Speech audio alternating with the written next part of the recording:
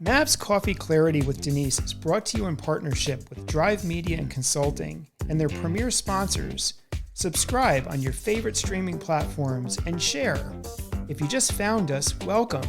And if you're a regular, welcome back.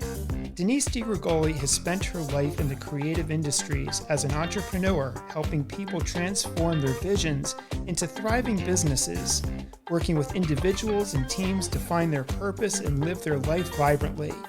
On her pod, Denise delivers business intel and life hacks with wit and wisdom in short shots like a strong espresso with a solid sense of humor. Enjoy this episode of Mav's Coffee Clarity, and here's Mav.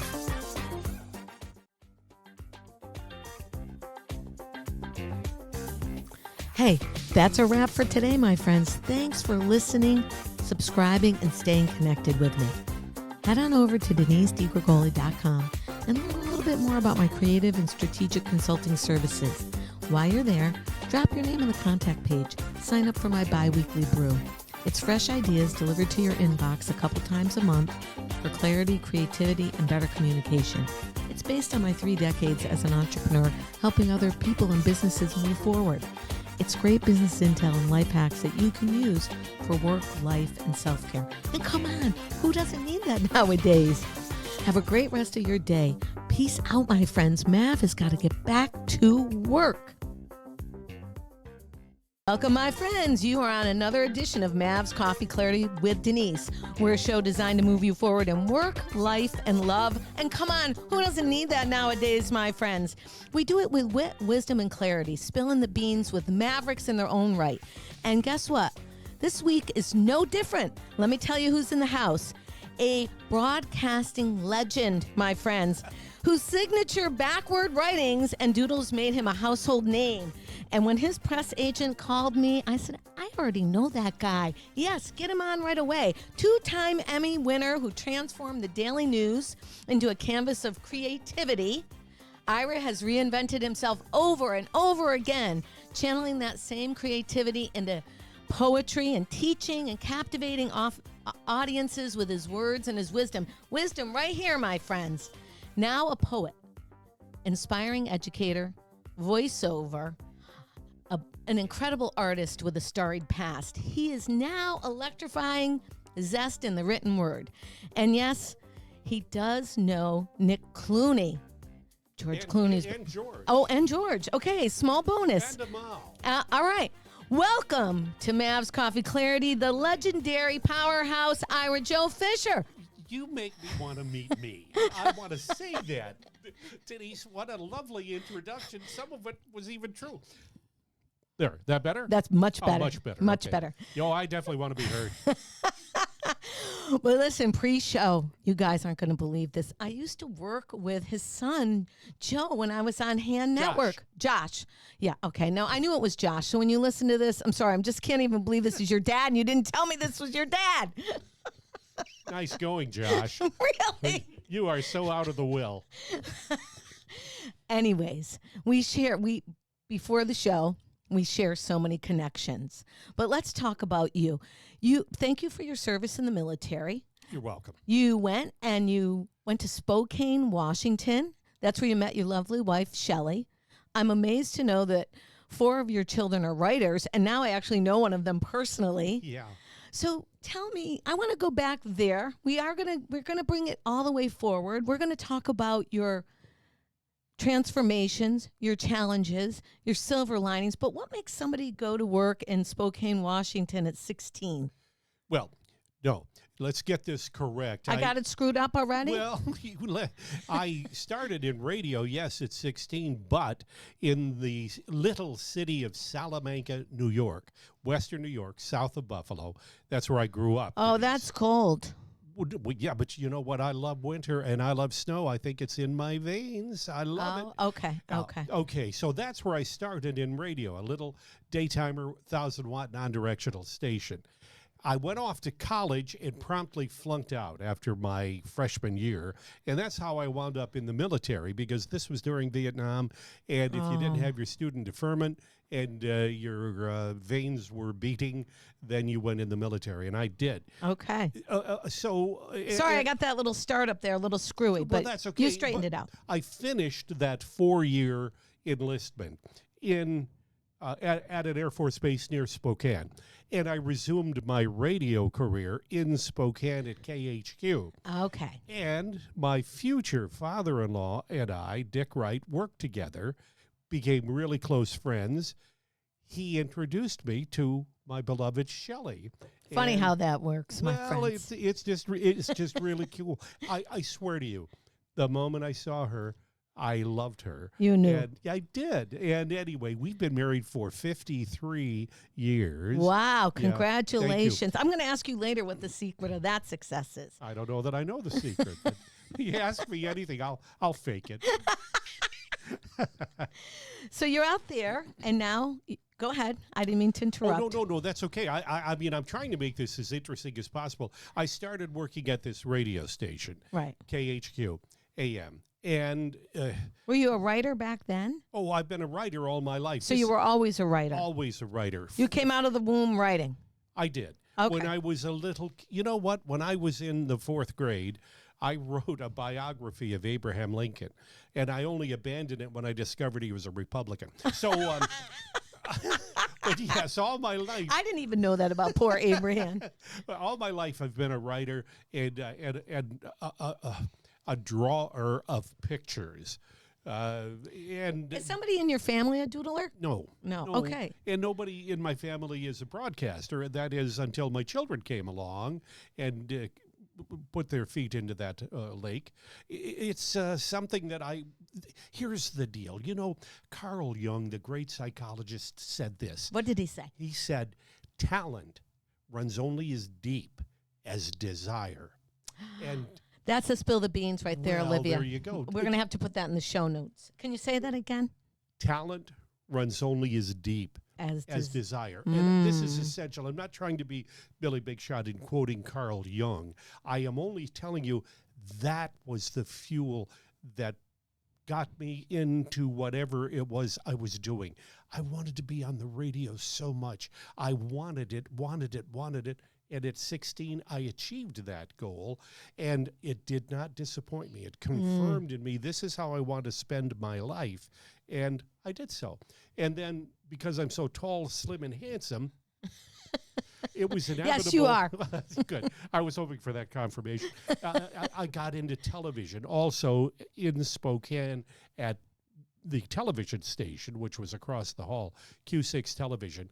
And that's where I did a bunch of different things, one of which was the weather.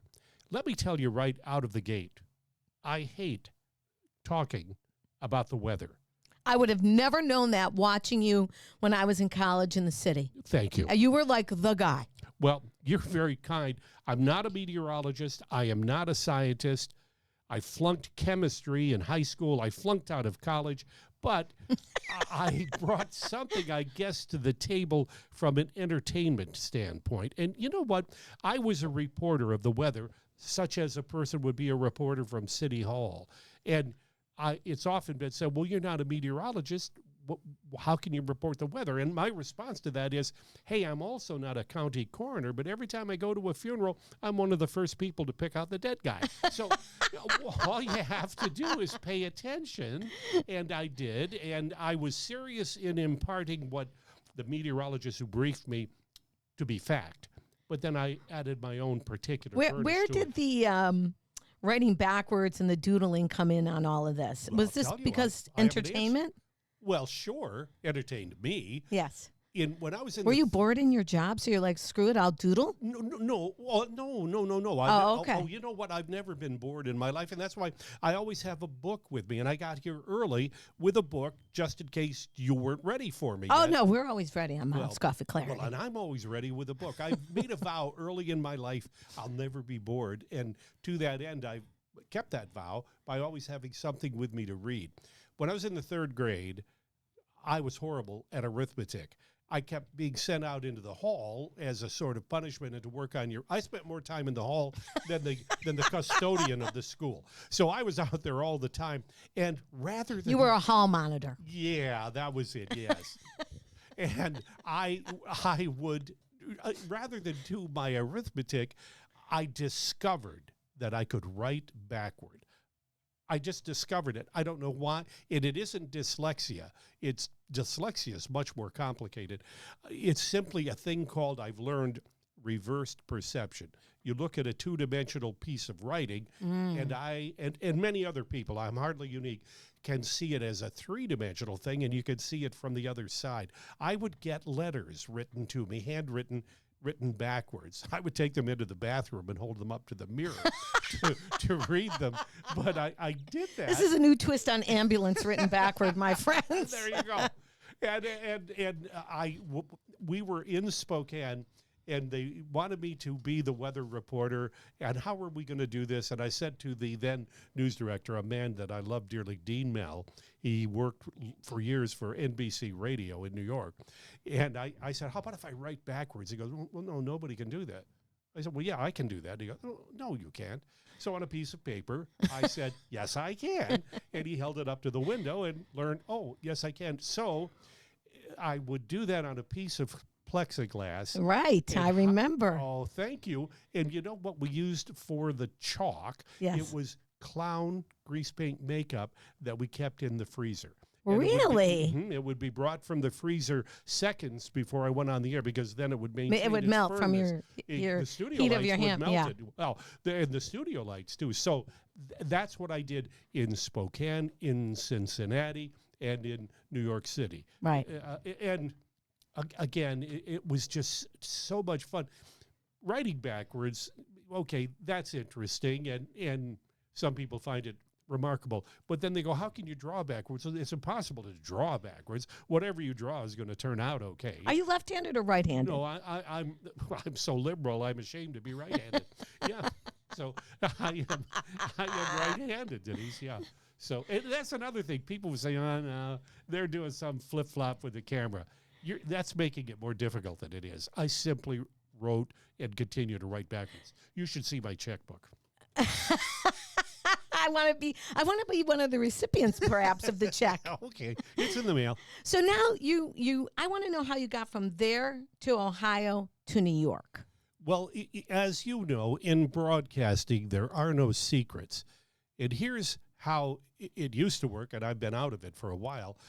The competition, for whatever reason, thought that if they notified a consulting agency of my existence, someone who's consulting in another city, that might lure me away. And that, in fact, happened twice in my career. I was lured to Cincinnati by virtue of the station there seeing my work with a lowercase w, and they offered me a job. And then the same thing happened that brought me to Now, so New you York. met Shelley. Is she willing to travel with you? Oh, Do you have sure. kids at this point? Well, when I went from Spokane to Cincinnati, we had two children, Josh, whom you know, his brother Shelby. Who never told me this was your dad? I have to take You know it. what? I'm upset about that myself. So I'm going Man, and he's going to say he told you, or told me, but I don't know. Are you saying Josh is a liar? No, not at all. He just forgot. Well, anyway. Anyways, so. I'm sorry. I was about to take a sip of coffee. I'm enjoying this. I'm really enjoying me. I want you to know that. Okay, so now we're over in Ohio. What's happening there? I want to know also when you met Mr. Clooney. Well, Nick Clooney, Yes. George's father, when I went to Ohio, was the anchor and editor of the newscast on which I was a member. And this is a giant in my life, Denise. I make no jokes about this. Nick Clooney is a giant. What in did my he do? life. I read that in Well, your agent's press release to me. He has so much talent. He has so much integrity. He is the kindest, most open-minded, and God bless him, liberal human being that I've ever had the good fortune to encounter. He and a fellow in Spokane by the name of Chuck Heaton, who is no longer living.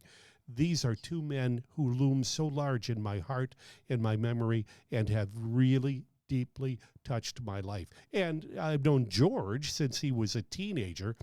He is cut from the same fabric. He is as delightful and kind and caring as his father, but I literally love Nick Clooney. I know your book that we're going to talk about later, the Birth of Snow, is dedicated to him. So now what is he doing out there with you? Well, is he your mentor? He's everybody's mentor. Oh, he's everybody's mentor. Yeah. And how was he a maverick? Like, what was his, I mean, obviously well, someone he did a bunch of different things. He was on the radio. Yeah. We had similar, he was 10 years ahead of me. We had similar career paths. He started in radio. He's particularly good looking. He looks just like George, and he got into television, but he set the tone for me and for everybody who appeared on that television program. And you know what, Denise? What? He remembered and acknowledged everybody, not just those on the air. You know how he would close the broadcast? How? For those you see and those you don't, I'm Nick Clooney. And Wow. he acknowledged the We're people gonna use behind that. the scenes. He is just really a giant in my heart and in my life, and one of the funniest human beings, as is George, on the planet. How many kids does he have? He has two, Oh. George, and then George's older sister by a year and a half, Ada. Okay. And they live, Nick and Nina and Ada live in Augusta, Kentucky. In fact, we have an annual reunion. We're planning another one in June. Isn't that nice? So now you're hanging out with him and you're doing your thing in Cincinnati. What brings you here to New York? And I need to tell you, too, Yeah, that please Nick do. is the brother of Rosemary Clooney. That I know. Okay. I wanted to get all of the name drop again while I could. Okay. I'm appreciative And we of that. became really good friends with Rosemary, who was just an absolute delight, Anyway, okay, so we're in Cincinnati. The same sort of thing happens. The competition sends a tape of me and my nonsense to ABC, WABC, Channel 7 in New York, and What year was this? 1983. Ah, geez, see, this is just taking me back. Okay. All right, go. So I get to ABC. But keeping in mind that Ira and I are, 25 with a few years experience. Well, you're much younger than I am. I don't think so. Oh, I know so. You chop off my arm and count the rings. There's a lot more in mine than in yours, Denise. So anyway, then I came to New York, and it was through the auspices of an agent. I had never had an agent, and this fellow by the name of Conrad Shadlin became my agent, and in fact signed a number of my colleagues, including Nick Clooney, Edie Magnus, people with whom I worked, and it was he who got me to New York City. And I fell in love with, I grew up in upstate New York. Right, and always wanted to go to New York City. And here I am. Did you guys live in the city?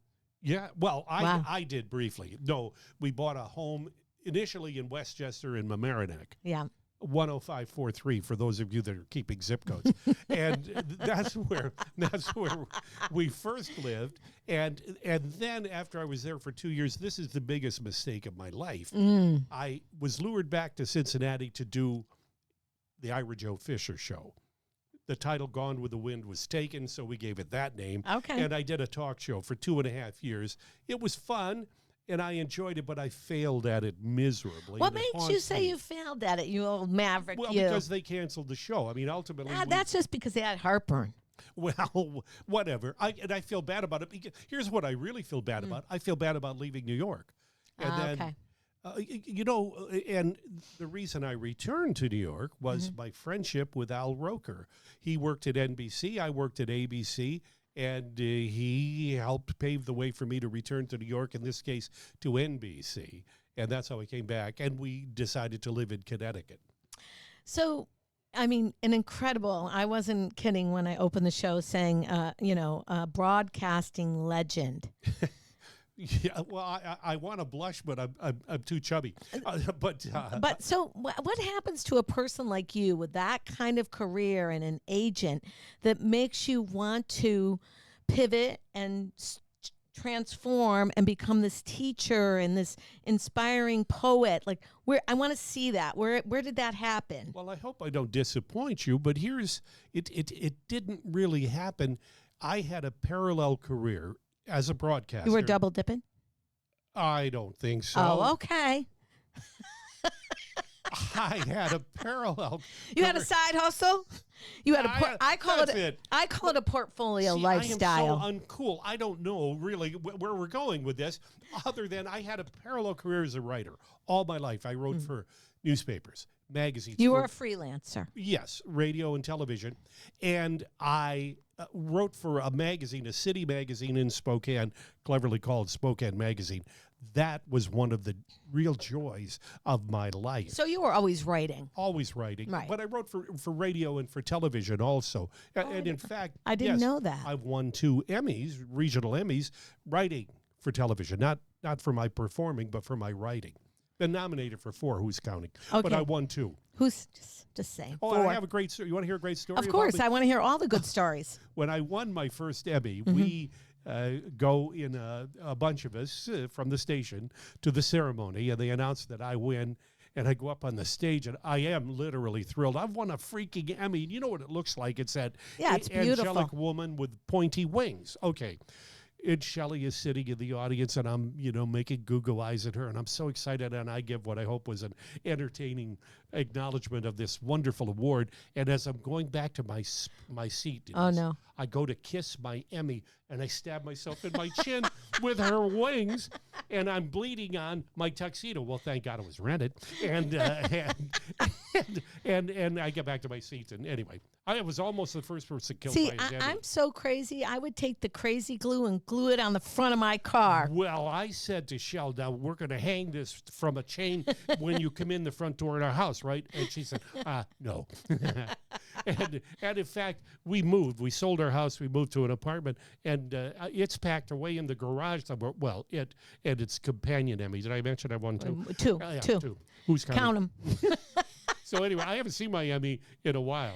Okay, so I want to understand. So you wrote for TV. Yep. You've been a side, we call it portfolio lifestyle, freelancing, side hustle, multiple streams of income. Side hustle, that is too cool for me. I don't know. So you mean another job, another thing you did. I never thought of it as a job. Everything is an adventure. And that's what makes you a maverick. Your perception is it's an adventure. Well, okay. I teach at Mercer University. I know. Whose mascot is a maverick. So listen. Did you know that? I know that. Okay. So what I know to be true is that I believe everybody's been a maverick for a minute, a moment, or a lifetime, and that's what we try to get on this show. Is people similar to yourself, my friends, that will share like their life story and sort of the transformations and the challenges. I'm not really hearing any hardship. Did you have a silver lining after a challenging time? Is it all unicorn and butterflies, Ira Joe Fisher? No. Are you sure? Let me tell you this.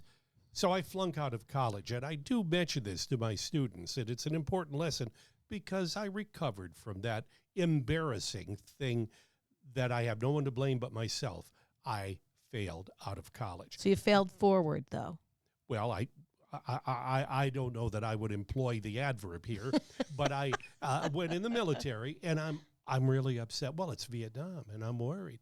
And I'm in the military, and I don't want to be in the military. They tell you what to wear. They tell you where to live. Okay, I really had fun, and I made some dear, lifelong friends in the military. I lived for 2 years in Japan.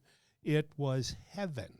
I had so much fun. Did a little Armed Forces radio while I was there. Okay, there's some silver linings. But here's the deal. That was horrible that I flunked out of college. I was embarrassed. Painful. Nobody to blame but me. Really, really upset. My parents. And I don't blame them. They should have been upset. Anyway, it turned out really, really well. I wind up in Spokane or near it, and I meet Shelley and fall in love. A lot of silver linings there. Yeah, there are. But what do you tell your students, though? When you say, I really tell my students this, what do you tell them? I want to tell you something. You tell them like choppa choppa? I don't know what that means. Well, choppa choppa, Italian. Choppa choppa. If you had an Italian grandma, she'd say, more of a choppa chop. I'm Welsh. I'm not that bright. Okay. So no, I say, again, it comes up somehow of my own creation.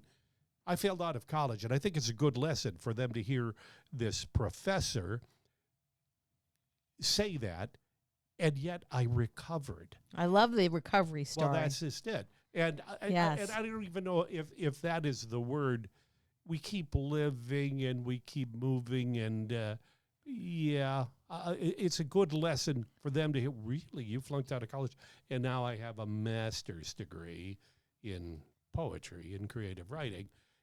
And a couple Emmys, and it was for Yeah, 4, but that's 2. Did we mention? Yeah. Yeah. Okay. Nominated for 4. So You are a delight, by the way. I'm having so much fun, and I feel so narcissistic. well, listen, you are so fabulous. I just can't believe that I'm seeing you like in person in my studio. You are like a television icon in the 80s, my friend. I'm keeping you here all afternoon. I wish you were in TV management. I'd still be working, you know? So now you're out of TV. Tell me how you got out of TV. I really want to know that. It just fizzled out. There was no farewell party. There was no, okay, here's your last check. There's really no can't- gold watch? No, Okay. no. Well, who needs that anyway? Well, exactly. Seriously. I can't tell time anyway.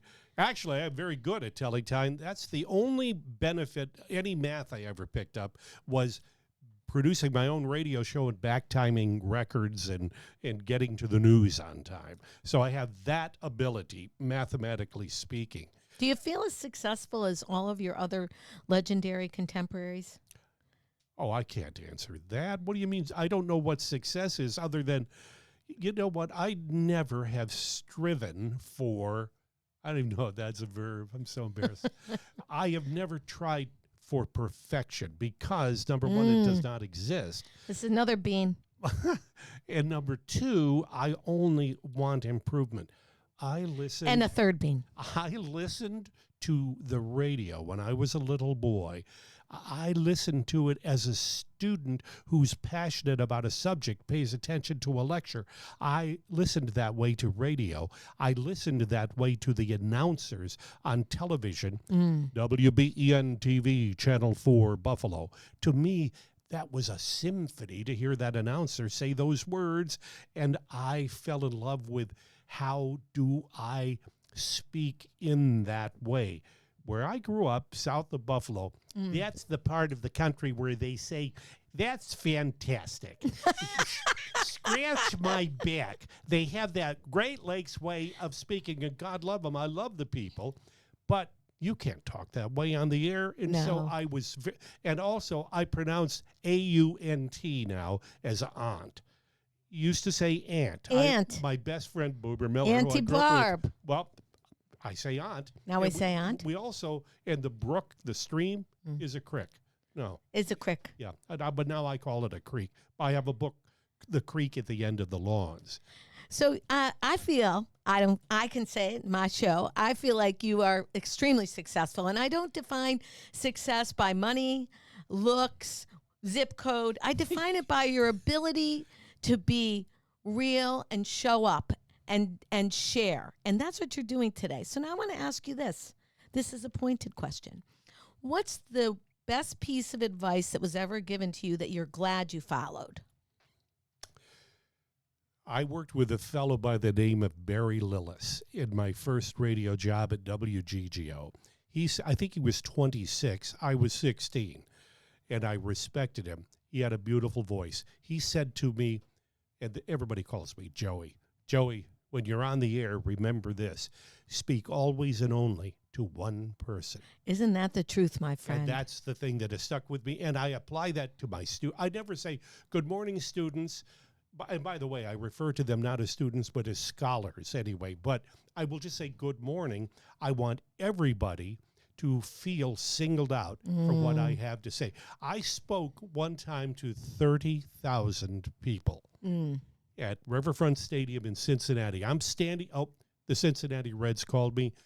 Would you MC Fan Appreciation Night? And I said, are you kidding? Yes. And I went to Riverfront Stadium, which I went to all the time anyway. But now I'm down on the field, and there's 30,000 people, and I'm standing where Johnny Bench threw out people trying to steal second, where Tom Seaver pitched no-hitters, where Pete Rose got one of his 4,000 hits. I'm standing on the field, and I'm talking to 30,000 people. Wow. But I only spoke to one person, because, Denise, I wanted each of the 30,000 to feel like I'm just talking to you. That was the piece of That's a advice. super bean, Olivia. Olivia is our fabulous Olivia person is a behind the delight. scenes. Yes, she Olivia is. Made some coffee, and I'm very touched. She's Olivia, just by awesome. Your She's administrations. Is it going to be an attorney? An attorney, How an cool is that? international one at There you that. go. Yeah, she's no lightweight in marketing. I don't know if I scared her off of marketing though. But anyways, I'm not a lightweight in anything. she's a technical guru and so super smart. Hopefully her mom's going to listen to this and her dad and be like, yeah, yeah, yeah. All right, back to you. So, what is the biggest piece of advice you received that you're glad you didn't listen to? That you did not listen to? Oh, all right. My brother, who has passed away, and I loved him dearly, he said to me one day, I gave him a ride home. He and my father had gone on some hunting trip, and he needed, my brother did, ride home 100 miles away. He lived in Rochester, and I gave him a ride, and I took the day off from the radio station. Wait, so you're driving 100 miles to give him a ride home? Yeah. Okay. Yeah. You're a captured audience, my friend. Well, yeah, and I'm driving, he's riding, and he said to me, and I loved him, and he was a good and wise and kind and successful human being. He said to me, why don't you quit that stupid radio station, and I'll get you a job at Kodak in Rochester, and then you could have a real job. Well, bless his heart, his motives were honorable, but his advice just... Did you know instantly that's like a no hard pass? Oh, no, it didn't even for a second. You were like, yeah, to the no. No, I just said, no, I'm not going to do that. And Okay.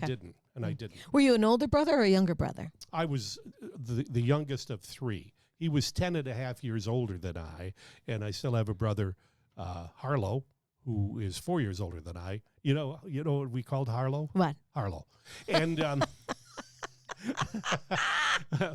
but they were both very successful in their given careers. But people don't go into radio in my family or from my Is radio background. hard to get in nowadays? Well, I can't answer that. It didn't seem to me that it was real difficult. You know what? When I applied for the job at WGGO, they make you read some tongue twisters. And I remember one that I just adore repeating at the drop of a hat. And it was, the seething sea ceaseth and sufficeth us. Isn't that a beautiful thing? No, I love that. I could never handle that. You could dislocate a tongue by doing that. Yeah, no. Okay. I don't want to look at my notes. Can I look at my notes, Olivia? Of course you can. And I'm did I sorry. You're did I checking even with print Olivia. out? I didn't even print out my notes correctly. Okay, well, guess what? We can't look at those. Bye-bye notes. Bye notes. I left the other. I really want to know. Now you're through broadcasting, and you've got fabulous Shelley, and you're 4 writing adult children, one who I know, and one I know of as well in comedy through Gladys. I'm just saying, okay? This is like when he walked in the door, I was like, what is happening here? Through my friend Eileen, who is also in comedy, and he knows Christine O'Leary. I mean, it's like one giant family. It is. So how do you move into where you are today, the birth? I know you've written other books, but I'm here to talk about the birth of Snow and why you dedicated it to Mr. Clooney and what it means to you and how it seems to me you have such a diverse hologram of options that you can pull from, whether you call it a side hustle or a portfolio lifestyle. How do you go from that to that? Because on stage work and being this presenter and broadcaster is very outward, and clearly you have an incredible personality. To me personally, when I think of poetry, I think of it as very calm, like my inside voice. And I want to be like really relaxing with my snuggly shoes on. You've just answered your own question. This is what it is for me. You know what? This will sound strange, but this, I believe, is really true. What is it? It's true. It is this. I am not funny. You are not funny? I am not funny. And I'm not fishing for anything here. I can be funny. And that's the difference. So, because I am not funny, but I can be funny, and I hope I have in our conversation up to this point, I have, as we all do, a serious, introspective, but noticing aspect of my nature. This is what a poet is, Denise. A poet is a noticer, and I notice everything. For example, I'm looking through your window at the winter trees. Oh my God, look at the lines they're making against today's gray and rainy sky. And last autumn's leaves are lying there in a heap. And pretty soon it's going to all be green. And there'll be the shushing of the wind in those leaves. And you just see that through that window. This is my advice to anybody who ever makes the wrong-headed claim, oh, I have writer's block, I can't think of a thing. Look out the window, and there will be 1 million poems waiting for you to write, 1 million paragraphs, 1 million words that are worthy of putting pen to paper or fingers to keyboard. And I've done this all my life. You should have seen this village where I grew up. Its name is Little Valley. It is gloriously beautiful. 1,100 people. Do you think everybody's a writer? Well, I think everybody has inside them poems. I really believe that. And poetry, Denise, cannot be taught. It can only be encountered and experienced. And as a purported teacher of poetry, I'm not. I am simply an inviter, an inspirer. I ask you to look inside yourself, inspired by looking out the window, and find the poem or find the paragraph. It doesn't have to be a poem. It could be just a thought of what you experience when you look out that window. So that matrix, that creativity, as a writer for TV, is that the underpinning of all your work, your poetry self? Yes, it is.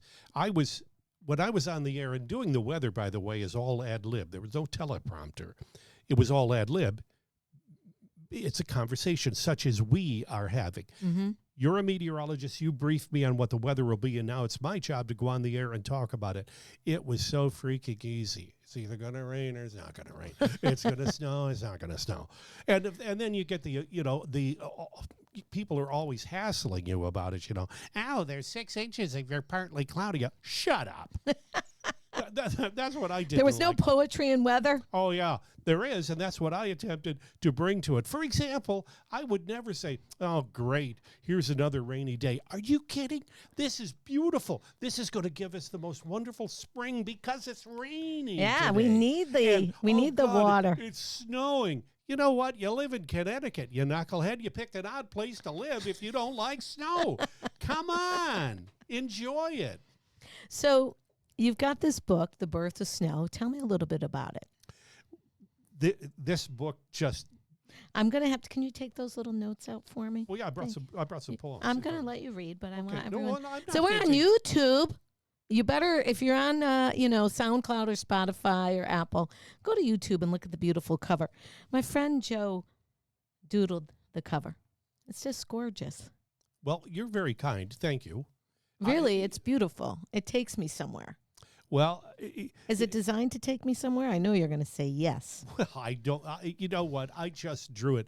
I love to draw trees. I love the greenness, and you know what I like? I like the fact that the snow is falling, but we still see the sunlight. Yeah, you between see the branches. You see the energy. Do you color it, or are you just No, I do. You yes. do the coloring. Mhm. Okay, we're going to take a picture of this before we end. Okay, I'm going to be honest with you now. Can I share something? Sure. I'm very verbose. I don't know if you've noticed. You are a delight. I'm very verbose, and my father used to call me the telephone operator because I'd never stop talking. One of my earliest memories, I was a little boy, and my father looked down at me and said, "For God's sakes, will you shut up?" I've gotten those. I understand what you're saying. I've gotten some of those too. I've always been afraid of poetry. Oh, I've been Denise. afraid. I'm an artist. I'm went to school at FIT.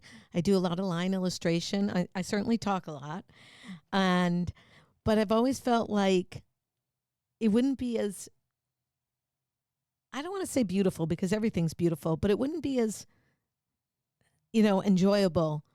And I view What myself wouldn't be something that you created. I felt like, and this is an old myth. I'm busting a myth right now that you had to have some special introspection or way with words to make poetry desirable by others to read. Like there was a certain natural clout that you came into the world with. And I know this is all false. I mean, I've marketed and helped artists market through the years, like to have artist confidence, but I did not have confidence in my poetry. Look at what you and I are doing. We just met, and yet we've known each other for 100 years. Through many contacts. Well, yes, but I'm talking about just you and me. Yes, we And just we're having this conversation. This is not an interview. I have never been so delighted by a conversation as I have by this one. You flatter me with the wonderful things you've said about me, but you are an interesting human being, and I would encourage you to look inside yourself or out that window and jot down the thoughts that it causes you to think. And you're not required to shoot for the Nobel Prize. You're only required to honestly express yourself, and not necessarily with fact, but with the truth as you feel it. So as a trained marketeer and a business lady with 3 decades, when I took Christine O'Leary's class, we were taught to write short, right? And I'm a big talker, so my stories were probably more appropriate for the Moth, or at least that's what someone said to me at some point. I love the Moth. Yeah, I love the Moth too. And so I liken my shorts, like my 5-minute stand-up sets, to the best I can come close to poetry, because it does tell the truth. It tells the truth.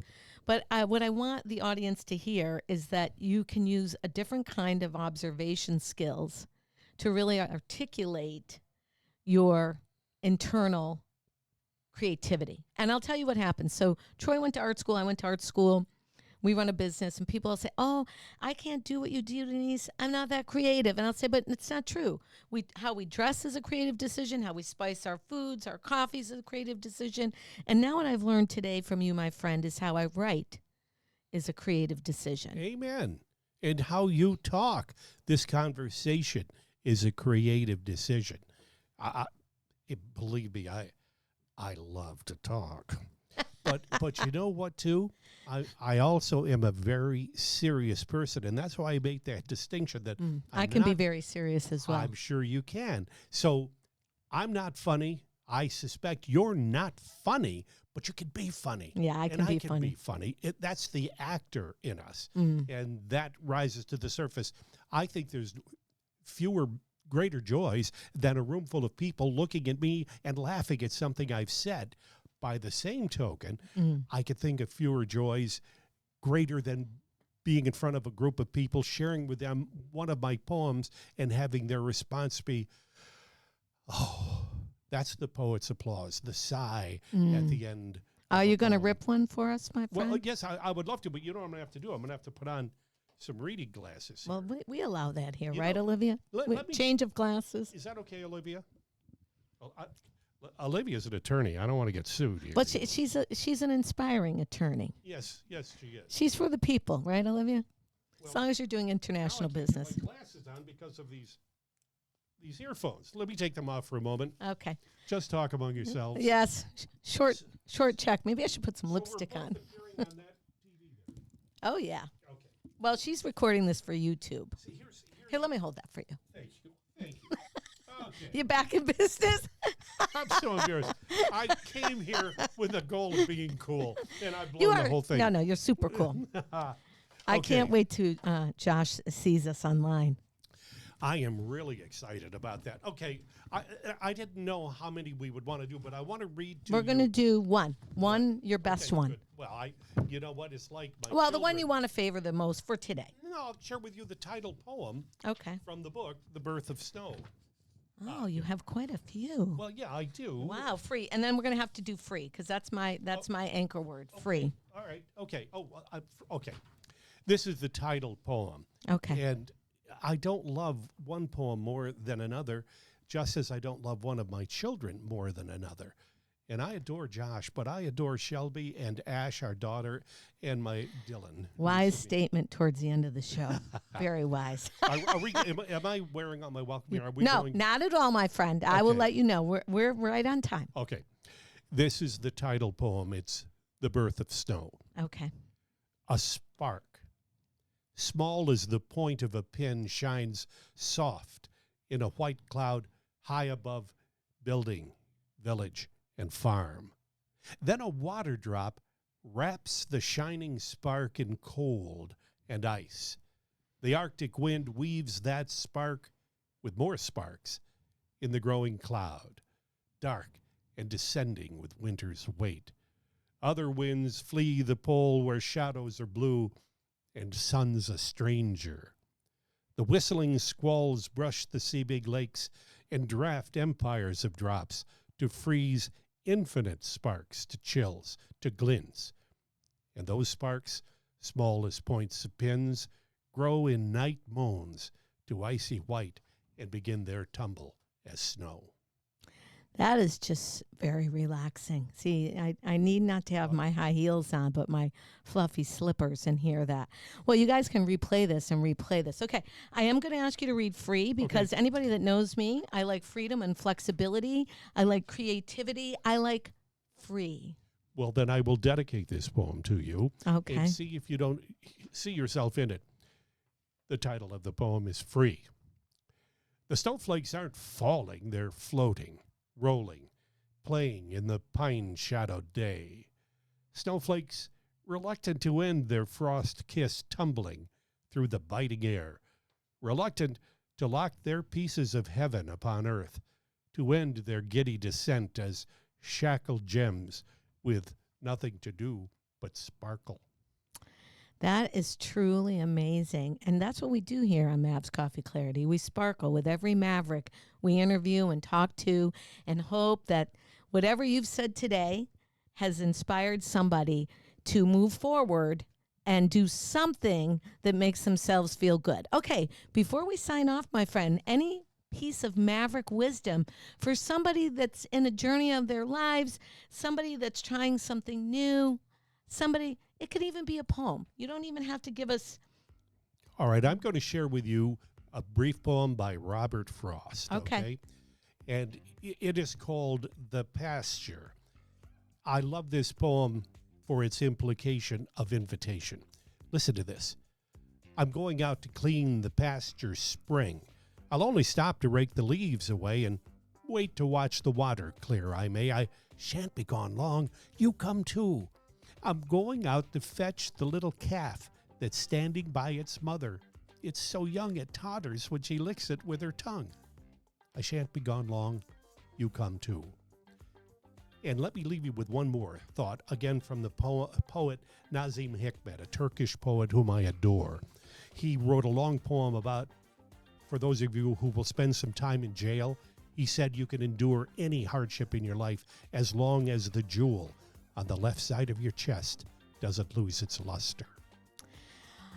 Listen, my friends, you have been on Mavs Coffee Clarity with the legendary Ira Joe Fisher. And you can find him at irajoefisher.com. You can find out more about him in the show notes on YouTube and wherever you find your favorite pods. It has been a pleasure, my friend. I have been honored today. It has been a pleasure. Peace out. Mav and Joe have got to get back to work. Hey, that's a wrap for today, my friends. Thanks for listening, subscribing, and staying connected with me. Head on over to DeniseDiGregoli.com and learn a little bit more about my creative and strategic consulting services. While you're there, drop your name on the contact page. Sign up for my bi-weekly brew. It's fresh ideas delivered to your inbox a couple times a month for clarity, creativity, and better communication. It's based on my 3 decades as an entrepreneur, helping other people and businesses move forward. It's great business intel and life hacks that you can use for work, life, and self-care. And come on, who doesn't need that nowadays? Have a great rest of your day. Peace out, my friends. Mav has got to get back to work.